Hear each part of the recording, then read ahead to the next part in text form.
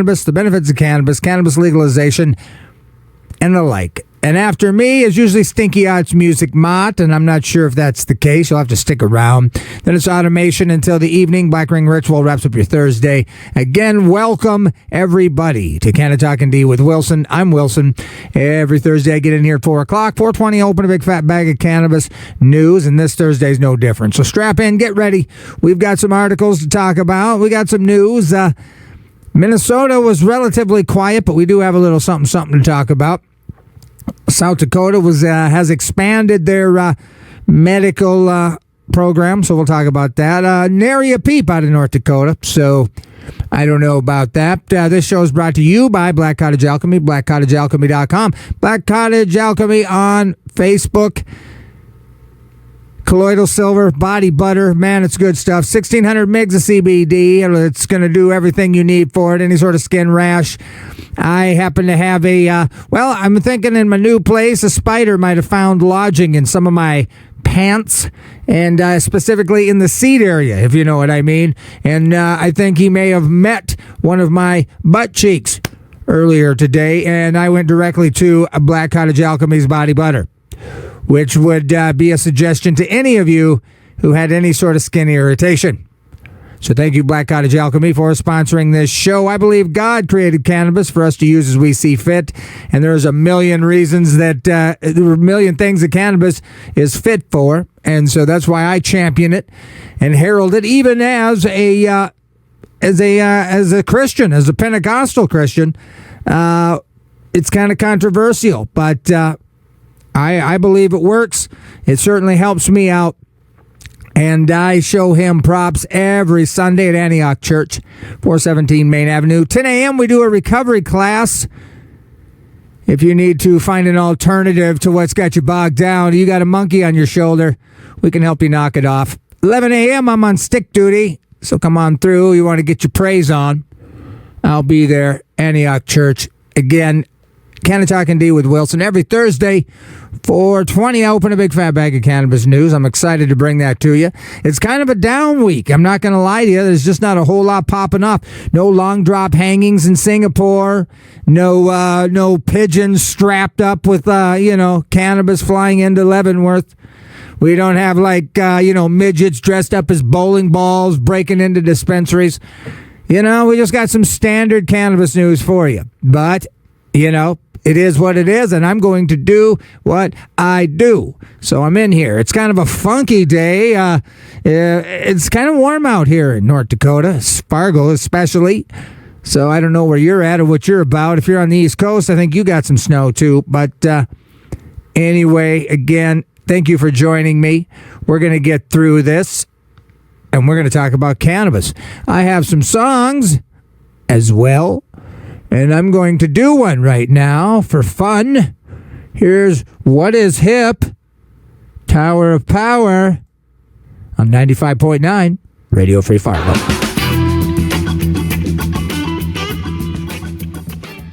Thank you very much. Thank you very much. You guys have been great. Good night. That was Tower of Power, What Is Hip. Take a hip trip here on KRFF 95.9 LPFM, Moorhead, Fargo. RadioFreeFargo.org, streaming everywhere in the blue and green marble. We're going to get into your ear hole with a little cannabis discussion information station. Here at 420, we'll open a big fat bag of cannabis news. I'm going to have to ramble a little bit, but I don't know. If you guys have been listening to me for the last 3 years, you must like it. Or at least you got nothing else to listen to. And you're like, well, he ain't so bad. Well, then I'm not so bad. So shout out to you guys for listening. Cannabis legalization. We'll talk about Oklahoma. That's kind of an interesting story. I'd tell you about it now, but then I wouldn't have anything to talk about at 420. So we're not going to. But I'm going to break you off a little bit of this Minnesota stuff here. This is from Cannabis Moment. Minnesota cannabis legalization bill approved in 12th House Committee. Now, here's what I didn't know, and I might not have this figured out, but I'm going to tell you here. I thought that there was 12 committees, and then when you were done with that, you were done with that. But that may not be the case. There might be some simultaneous things going on. Like, and I'll tell you, It goes, last week, the companion bill from Senator Lindsey Port advanced through a ninth committee in that chamber. All right, so I don't know if that's the Senate. So there's a Senate companion version along with the House committees.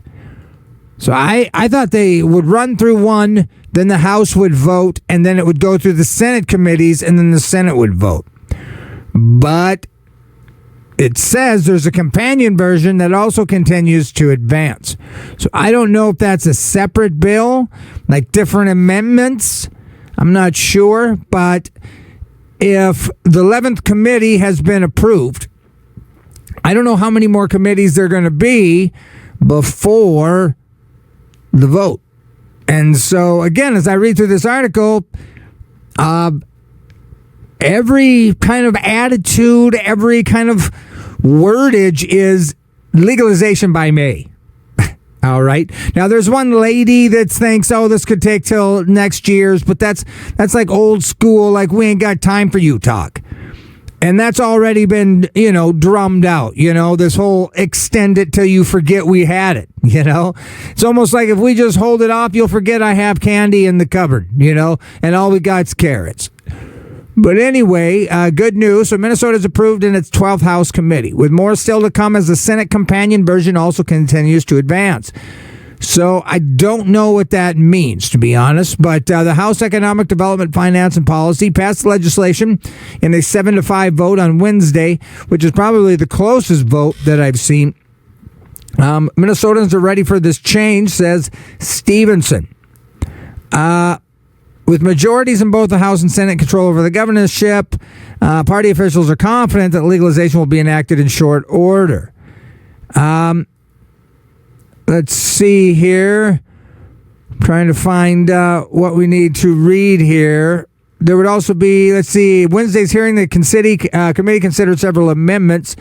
And I don't know what that means. Additionally, a proposal to allow cannabis events to only last for up to 12 hours on a single day instead of up to 4 days was rejected. Apparently, some of the proposals wanted to set the legal age for cannabis at 25 instead of 21 and made it so that people would have to be at least 25 to work at a cannabis business or own a business license. So apparently that was blocked. The next stop for the bill is House Transportation, Finance, and Policy Committee. Here are the main components of the revised cannabis legalization bill, House HF 100 and SF 73. So there must be one in the House and the Senate. So they must be running concurrent. And I don't know that happens. Is that normal? I thought that they did the switch changeover or whatever. Like they ran through the House, they voted on it. Then it ran through the Senate, then they voted on it. And then the governor signed off on it. But I don't know. So if you don't know what's going on with Minnesota's cannabis bill, I'm going to tell you right stinking now. Adults 21 and older could purchase up to 2 OZs of cannabis and cultivate up to 8 plants, 4 of which could be mature. They could possess up to 2 OZs in a public place and up to 5 pounds in a private dwelling. And I don't know what that public place means, because 2 ounces is quite a bit to be hanging out in Lindenwood Park. I feel like you'd get robbed for a little of it. Gifting up that nicely, of course. They politely ask for half of it. With like a toy pistol. Gifting up to 2 OZs of cannabis without remuneration? Should there be an M there? Between adults would be permitted. It would promote social equity in part by ensuring that diverse licensing by scoring equity applicants higher.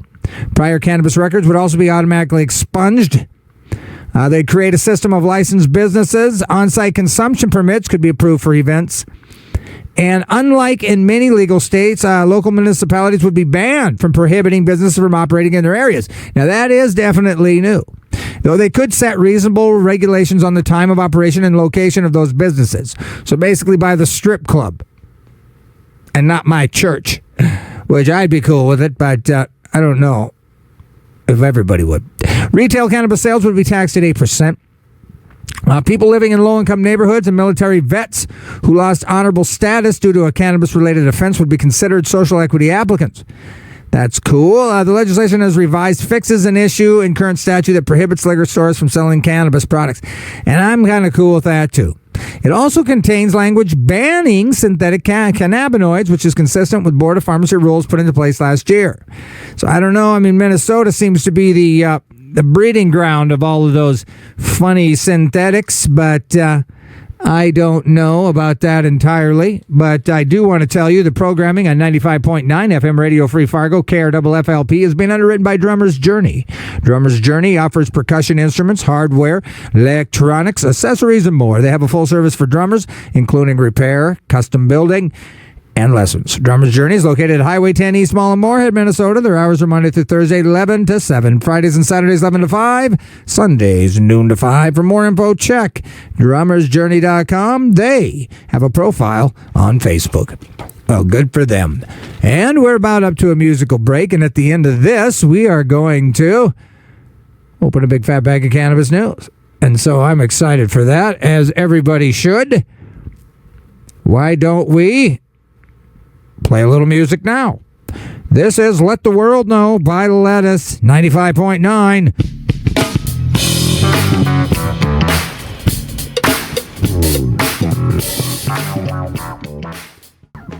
Let us listen to Lettuce together. That was the latest from Lettuce. Let the World Know.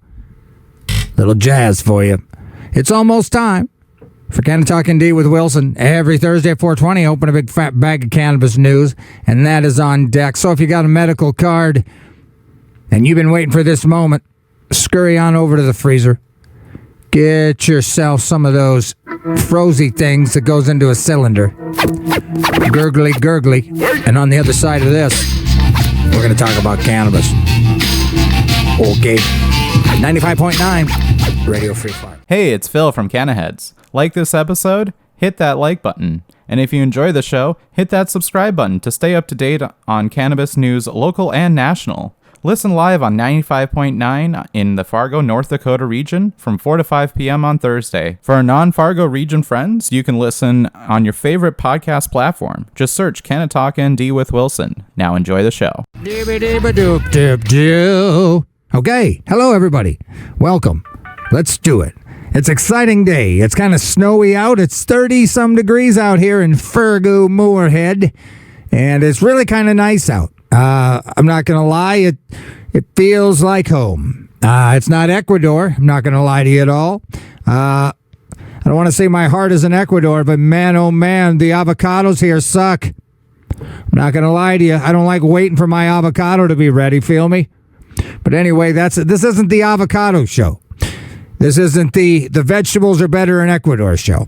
This is the Canna-Talk ND with Wilson show. So let's do it. Now, I'm going to lead up to Oklahoma. Oklahoma voted. It was kind of a special vote. It wasn't like, November 3rd and it was on the ballot. This was a specific vote for Oklahoma, voters to vote specifically on recreational cannabis. And if you know anything about Oklahoma, their medical is pretty freewheeling. I mean, you can have a spider bite on your hind end like I do and get a medical card. So that's an interesting perspective that we're going to look at it when we get there. But first, let's keep cruising through here. Now, South Dakota passes their medical cannabis expansion bill. They had to amend it because, again, these legislators, I don't love how they seem to think they know it all. Like they decided that glaucoma shouldn't be part of the expansion. Anxiety isn't on there. Now, thankfully, PTSD is. MS, which sometimes I wonder if I don't have MS, but I'm also kind of a freak. So who knows? I probably ain't got nothing but the freak disease, But I always think like, well, if I have it or if I get it, cool, because then I'll have a valid reason to get a card. And maybe somebody will pay for it, And anyway, so we'll talk about it. By a vote of 36 to 32, not good. Really, Senate bill, which is why you can understand the struggle in these chambers, because they're split. They're like glaucoma, like one person thinks they know it all. Like, well, glaucoma ain't all that bad. If you've got glaucoma, you just want to get stoned. Well, it's like, but you still got glaucoma, and you don't. You know what I mean? Like who made you Dr. Glaucoma know-it-all? you know? And then, so it's just this battle of humanity between each other, you know, instead of like trusting humanity. You know, I mean, it's not like I pretend to have glaucoma so I can get all stoned. And chances are, I mean, I don't know. If you're using it medically, the word stone just keeps, you know, it's not right, really. Because a lot of times, the stony part isn't the medicinal part. It's just, sadly, a beautiful side effect. You know? And anything else that makes you feel good medically has horrible side effects. Look into it. Again, I've been having issues sleeping, you know? And my dad, once again, wants to go, well, hey, what you really need to do is start taking Benadryl. What? It's an antihistamine, for one. It's for allergies, you know, not because I'm having issues sleeping. So, I mean, if a cannabis product could alleviate some of this stinking insomnia that probably comes from ADD because my brain is active and I'm the guy that lays down and all of a sudden I'm like, my brain just goes to work. You know, why do they keep complaining you can't vacuum good enough? You know what I mean? Like, you see, you vacuum good enough, Wilson. And then I fall asleep with this, everybody hates the way I vacuum. Now, my dad's solution is, well, it's anxiety. It's keeping you awake. Have you tried Benadryl? You see what I'm saying? So you have these two schools of thoughts that are like, you know, they conflict. However, Benadryl, I've never seen a Benadryl garden. I've never been able to go out and pick Benadryl. I've never been able to get Benadryl seeds and grow it in my windowsill. That would aid me a little in my, you know, in my racing brain before trying to sleep. And I just kind of got off on that. But anyway, South Dakota, the potential expanded access comes 853 days after South Dakotans voted to make cannabis medically legal in the state. South Dakotans for Better Cannabis Laws has been advocating for this bill along its path through the legislature. Sometimes people use the pharmaceutical options and they just don't work. And we think cannabis should be there as a legal and safe option if a person and a healthcare provider decides it is in their best interest. So those afflicted with cancer, epilepsy, MS, ALS, PTSD, Crohn's disease, AIDS, and HIV would be eligible for medical cannabis. Somebody with severe MS or epilepsy who's suffering from really severe symptoms should not be a criminal for using cannabis. I agree. So now this lady, Becky Lecce, I served 6 years in the Army as a combat medic. She was stationed at Fort Hood. She was deployed to Afghanistan in 2010 through 2011. During her service, was injured 2 years after she came home. She was medically retired and developed PTSD. She tried several different therapies. You know, and that's what I'm saying. Like, how can a legislator, you know, hear a story like this and still question whether or not she should be allowed it? And that they don't go to bed with a guilty conscience going, this lady fought for my freedom and I'm going to tell her that I know better? It just really burns my hind end. So she goes, I was able to get off the dangerous meds. The results were life-changing. I was able to get off prescription narcotics for pain, which are legal, which are, you know, which have paid for a lot of people's lake cabins. And I would argue that if we really investigated some of these legislators, that they profit off this stuff. You know, that there's always like an ulterior motive deep down. Under the guise of, well, I don't know, glaucoma might not be a valid disorder. What do you know? You know? So a lot of the representatives said now that they've heard our stories that it changed their mind. It's another reason why we need to call North Dakota and bug them all the time. The bill had already passed in the Senate, but will have to return because the House did a slightly amended version that removed glaucoma from this list of conditions. And sometimes I think it's like, well, the legislators have figured out how to do little bits at a time to stretch things out, you know, to give them something to do, you know? Because if they just said, okay, sounds good, let's put everything in there, then what? Then they probably have to do community service for the good of everybody. But anyway, shout out South Dakota and shout out South Dakota for Better Cannabis Laws. They have a different word in there, but I'm not going to say it because it's jive. So if you don't like it, Matthew, call me or change it. Say South Dakotans for Better Cannabis Laws. That might be better, right? That might be better. But anyway, you're listening to Canna-Talk ND with Wilson. It's a little bit after 4:20. This is MaryJane.com. Americans are more likely to support legal cannabis than legal tobacco. And that's kind of interesting, really. Over 57% of Americans believe that cigarettes should be illegal. and 90% believe that cannabis should be legal. So a solid majority of Americans want the feds to ban ciggies, and an even greater majority wants cannabis to be fully legalized. But it's interesting how anti-tobacco we've become.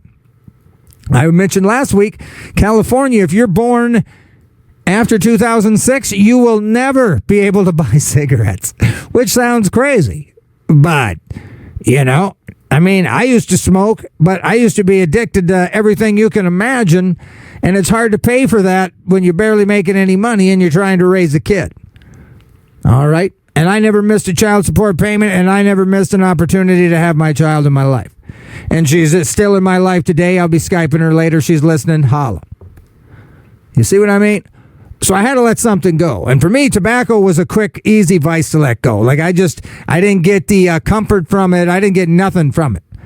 That I could get from, like, say, I don't know, fireballs. Where are we? This new study, which was created to inform federal, state, and local efforts to prohibit the sales of tobacco, including menthol, asked 6,400 adults whether or not they thought tobacco should be banned entirely. 57% of them said they would support a federal policy that banned the sale of tobacco products. A slightly higher majority back a ban on menthol, which apparently are disproportionately marketed and advertised to certain population groups.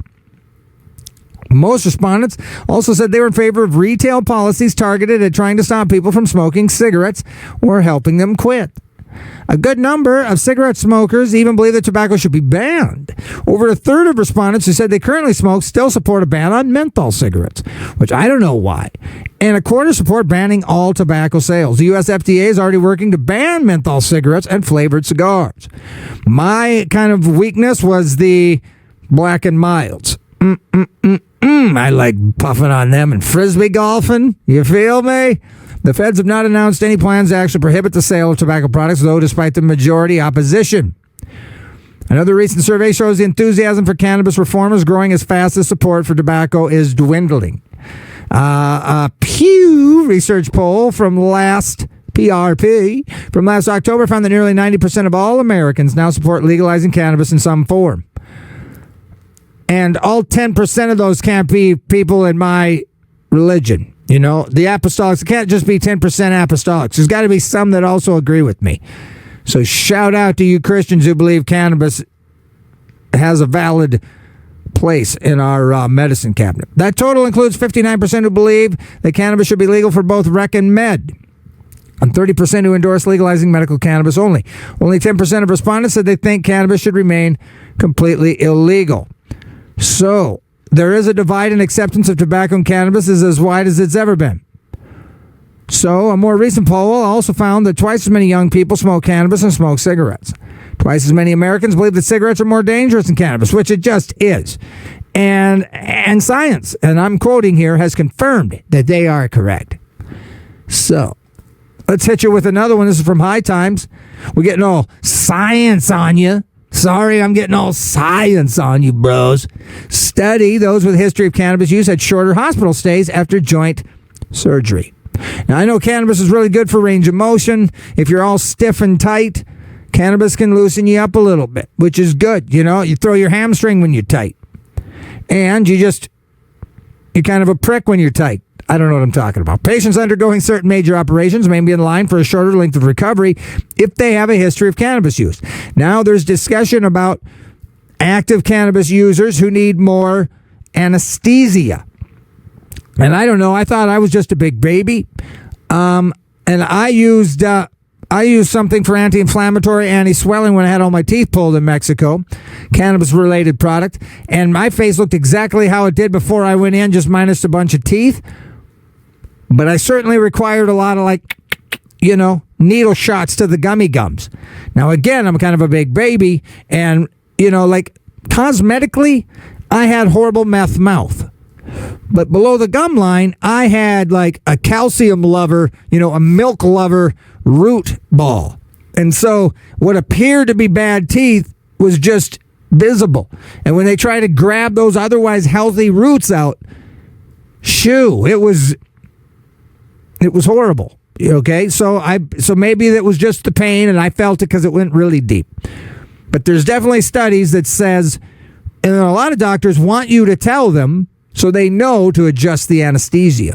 So it's interesting now they find that if you have a history of cannabis use, your operations are shorter length of recovery. You're going to be better sooner. And if that doesn't tell you more about the benefits of cannabis, have you ever gotten, recovered sooner from fentanyl? Did they tell you, hey, take this Oxycontin, you'll be back on the job site in no time? No, chances are they start to like that and they want to stay off the job and keep, then they're on the intervention show. Okay. According to a new study published last month in the journal Arthroplasty, the research centered on patients who've undergone total joint workovers, an operation where they have their hip or knee replaced. According to the authors of the studies, they had significantly shorter length of stay and higher rates of home discharge following the surgery. The authors pointed out the shifting laws and attitudes in the U.S. towards cannabis has forced a reckoning for the medical community and how they manage treatment for their patients. The growing legalization and decrim of cannabis across the U.S. has been associated with a considerable rise in self-reported cannabis use amongst surgical patients, including those undergoing total joint replacement. Cannabis is primarily used for recreational purposes, they said, and cannabinoid metabolites have shown analgesic and anti-inflammatory properties, and I can assure you that it has it from personal experience and have thus been proposed as an alternative to opioids in the management of acute and chronic pain. And as I read from the article of that Becky from PTSD, they had prescribed her all kinds of horrible meds. She didn't like it. She switched to cannabis. It was life-changing, she said. She was able to give up the stuff that's being pushed and manufactured every day. So how can you look me in the face and tell me that every pharmaceutical company is straight up honest and have integrity of a backbone of Jesus and be able to say that they ain't maybe possibly aware of the alternative, but it doesn't make them the money that they make? You always hear back in the day it was the hippy dippies that always said the pharmaceutical companies just want to band-aid the problem. They don't want to fix the problem. And, if you look at me as a stoner who's just looking for an excuse to get high, well, then you might buy that premise. But every state that legalizes now has proof that I was right. And the pharmaceutical companies need to get their acts together. Or, I don't know, let me be in charge. Call me Dr. Mayer. I don't know. I'm just riffing. But anyway, the author said that means that subsequent research should aim to more closely and comparatively assess the demographic profile of patients with both rec use and substance use disorder. Progressive legalization makes it increasingly important for clinicians to understand the characteristics of this evolving patient population.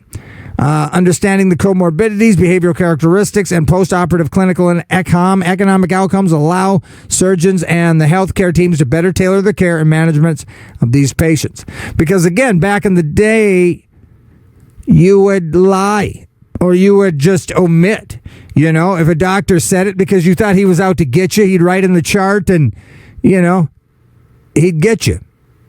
So let's keep cruising. High Times, Missouri's first month of legal cannabis sales tops. Give you 2 seconds to guess. This was February, the first month of legal adult use sales. $100 million. Are you kidding me? $100 million in 1 month. I mean, figure that out. That's $1 million a day. That's like several $1 million a day. Right? It's the first month of legal cannabis sales in the state. Apparently, it is the highest.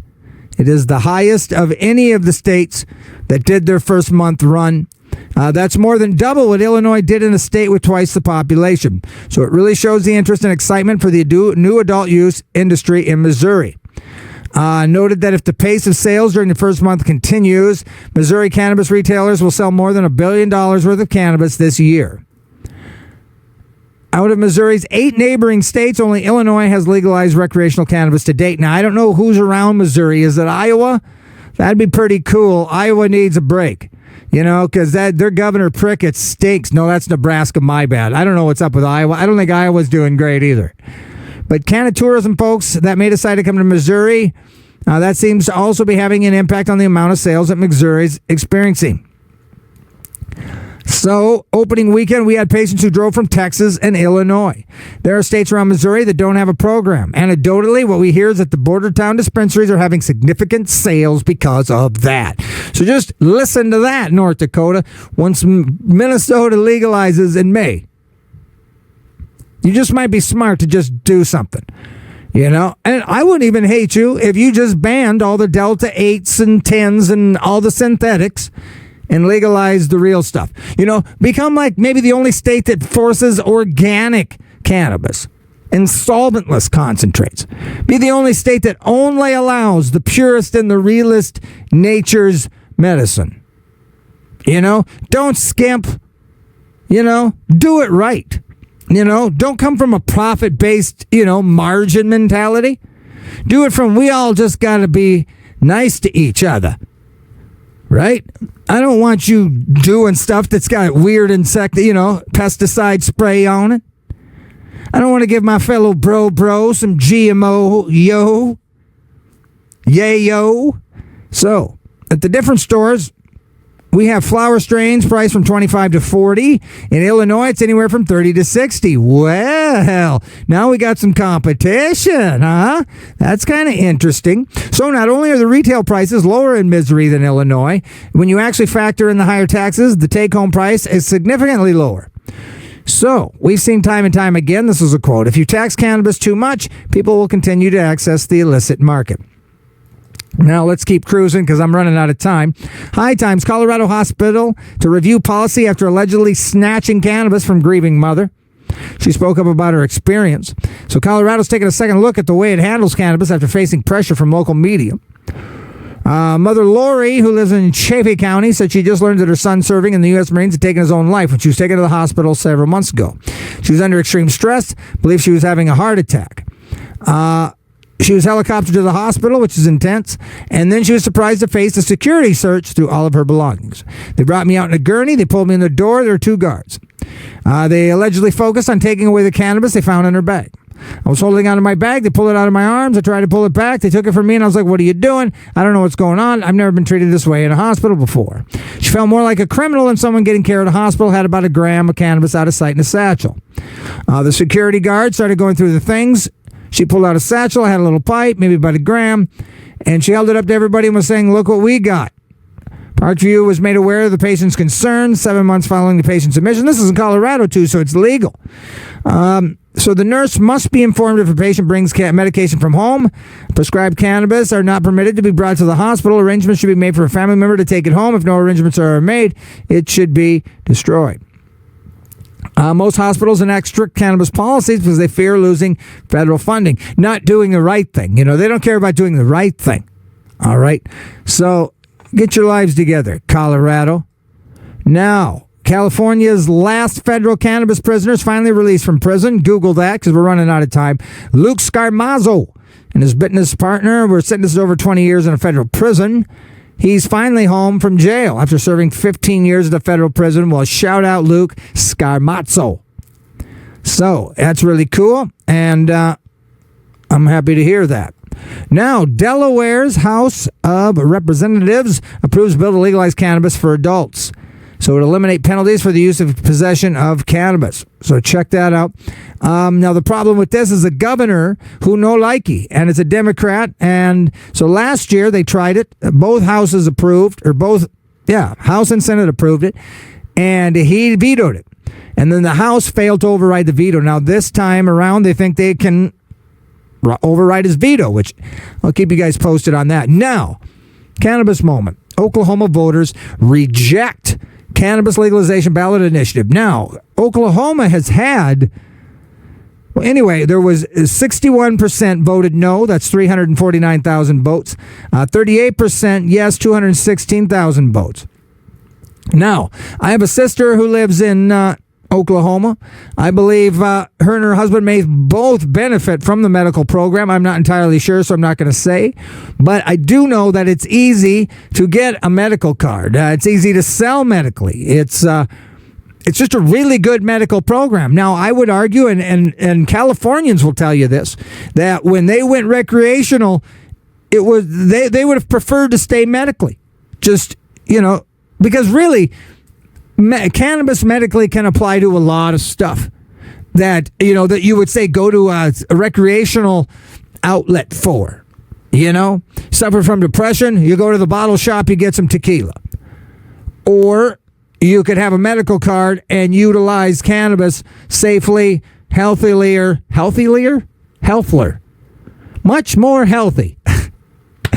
Anyway, and that they thought that things got ruined in California when it went recreational. Now, and so this may look like, well, Oklahoma just does not like cannabis. Au contraire. I mean, there's cannabis all up in Oklahoma, medically. It's very readily available medically. Like I said, I believe they've got the best medical program to date. So I'm wondering if this is actually a win for the ones that wanted it not to be recreational, because then you start adding taxes and you start adding a lot of stuff. And so I don't think this was a loss. But, people who wanted it recreationally was pretty upset. So anyway, Yes on 820 supporters say the fight must continue to legalize cannabis and end cannabis-related arrests. Now, that's a problem. So they're almost, now check this out. There are almost 400,000 Oklahomans, that's almost 10% of our population, using cannabis legally. There are many thousands more using cannabis acquired off the illicit market. So, a two-tiered system where one group of Oklahomans is free to use this product and the other is treated like criminals does not make logical sense. But maybe it's more of the red tape and things, And if it's so easy to get a medical card, then just do it so you don't have to be subject to the problems. The funds would have first covered the cost of administrating the program, and then it would have been divided into municipalities, public education grants. So good things, People serving in prison for activity made legal under the measure would have had the ability to file a petition. So I don't know. This is kind of wild. Apparently more than 4,500 people in Oklahoma are arrested annually for cannabis possession. More than 60,000 people in the state have either cannabis-related convictions or unexpunged dismissals on their record. The state's earliest legalization of medical cannabis already seems to have reduced arrests and prosecutions. Since voters passed SQ 788 in 2018, cannabis cases have fallen sharply. The number of people busted and incarcerated has also declined. You've been listening to Canna-Talk ND with Wilson. I'm Wilson. Thank you for joining me. Every Thursday, I open a big fat bag of cannabis news, and that's what you just sat through. Not a bad job, I must say. Not a bad job. I think I did all right. Programming on KRFF, LPFM, Radio Free Fargo, 95.9 is being underwritten by Flatland Guitar and Luthery. Flatland Guitar is your full-service guitar shop and your exclusive dealer for Yamaha, Taylor, Paul Reed Smith guitars, and other brands. They sell guitars on consignment. They take trade-ins and have a full-service on-site repair center.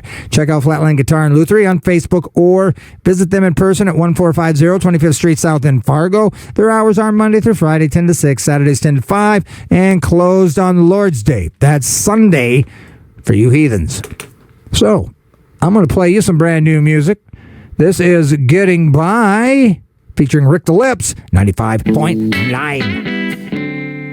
Yes, indeed. Getting By, featuring Rick the Lips Harris. What a name. Half hour late. That's brand new music here on KRFF 95.9, Radio Free Fargo. You've been listening to Canna-Talk ND with Wilson. Normally, Stinky Arts Music Mart is after me. Maybe he is, but I think he's on a plane to Mexico, so I don't know about that. Automation for the rest of the day with Fred, spelled with a P. Black Ring Ritual wraps up your Thursday. There's other days, other shows, so stick around and check us out for those. This show is brought to you by Black Cottage Alchemy, blackcottagealchemy.com, Black Cottage Alchemy on Facebook. Body butter, colloidal silver. It's stuff you need to have. It's good stuff. Think about it. Thank you, Black Cottage Alchemy, for sponsoring this show. Canna-Talk ND on Instagram. Canna-Talk ND with Wilson on YouTube, minus the music, usually on Monday. Thank you, Pilco, for doing that. I believe cannabis was put here by God himself. I, as a reminder, worship him at Antioch every Sunday. 10 a.m., we do a Life After Recovery class, so if you're all hemmed up by a substance, that might help you. I'm on stick duty, 11 a.m. I show my praise and adoration to the man upstairs then. I'm on stick duty. I don't know what that means, but I'm going to jump out of here. I got stuff to do. So again, educate yourself on the benefits of cannabis so you can educate others on said benefits. I will be back here next 30 Thursdays. I'll be back the next 30 Thursdays, give or take a couple of those 30s. And I'm going to let you go. I'm going to stop rambling. So, until then, it's David Allen, Judgment Day. Peace.